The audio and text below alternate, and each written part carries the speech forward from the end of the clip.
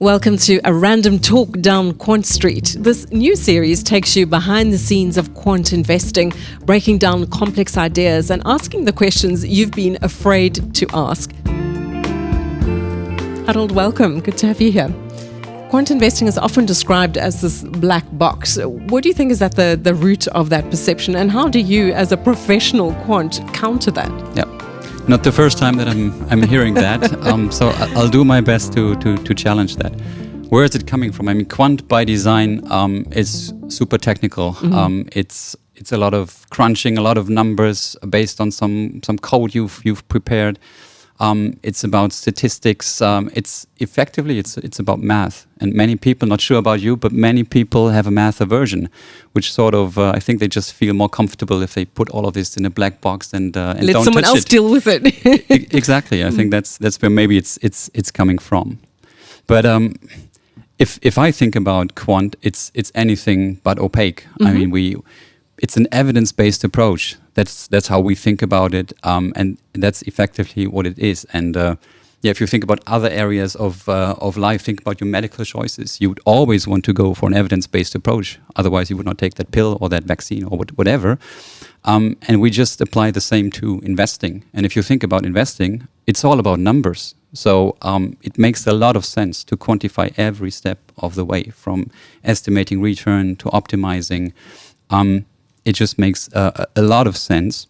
And how can we challenge that? We can just do these type of podcasts, right? Educate our clients and make sure that they understand what we do, whilst keeping the secret sauce to ourselves, of course. I mean, that's, I guess, understandable for everyone. Right. That's definitely a fine balance. So now I would understand you wouldn't want to spill that secret sauce, but what does make Robeco Quant so special? We think of ourselves as investment engineers.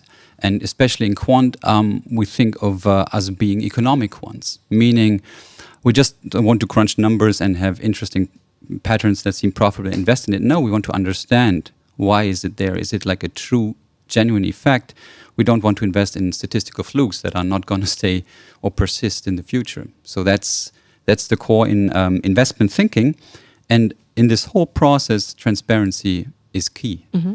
Especially if you think of, we are having a large team of quant researchers, 20 people, working on a well-oiled machinery, and that only works, if everything is transparent, every process is documented, and anyone can tweak the system to advance it to a better stage.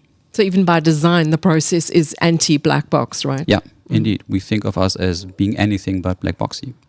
So what you've described, to my mind, makes sense given a traditional approach to quant investing. But now, in a very short time, we've seen the advent of machine learning, NLP, and other next-gen quant techniques. Yeah. So I think that argument does get tougher to make, that it isn't a black box, because I think even fewer people understand what's within those models. Yeah, indeed. So probably machine learning is sort of the epitome of black boxy in quant, mm-hmm. and kind of our mindset doesn't lead us to, let's not touch it. It's black boxy. No, it's the opposite. We want to understand it. How can we use it? What's the potential value add over something standard linear? And of course, if you think of machine learning, are there any non-linearities that we could unveil?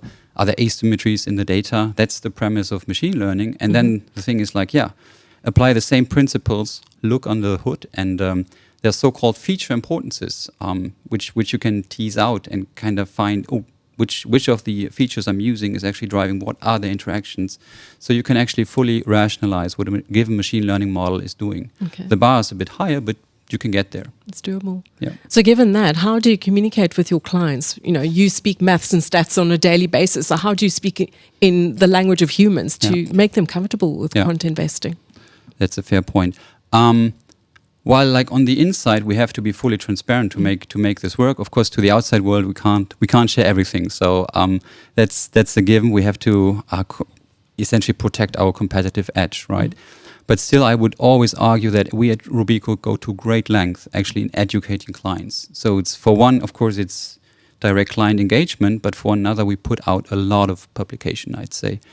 And that kind of ranges from both academic contributions, but also translating these findings into the world of Robeco Quant Investing. How does it actually make a difference?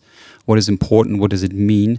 and breaking it down to white papers and client notes to make clients understand. And that, of course, builds a lot of trust. And of course, in that whole process, we keep the secret sauce to ourselves. We put it sort of still in a box, but rest assured, it's not a black one.